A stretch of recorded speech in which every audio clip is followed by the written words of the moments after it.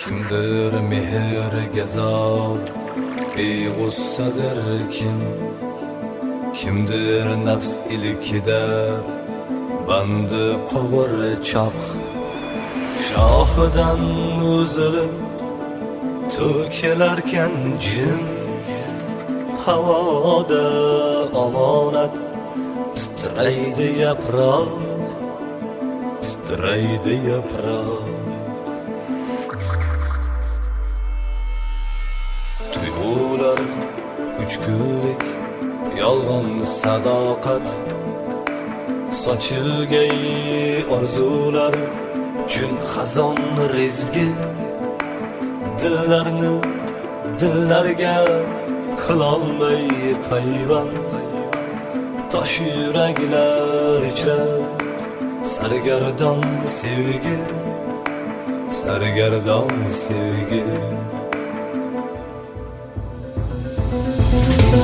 Kimdir tirnoq qazor, kimdir etar xor, falak giryon yig'lab kuzatar hazin. Shuncha hasratni ortqilar bidor, shar qurib dilbavor aylanar zamin. Shar qurib dilbavor aylanar zamin.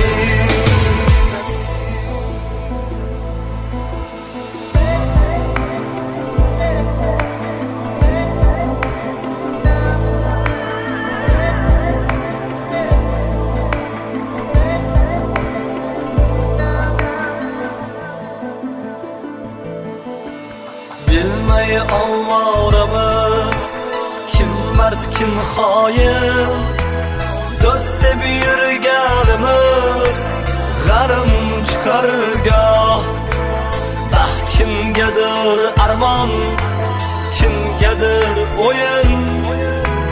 Hayot kimga ermak, kimga sajdagoh. Tillarda tovlanar tavba tazarrur, xatolar tuzoqqa aylangan chog'i.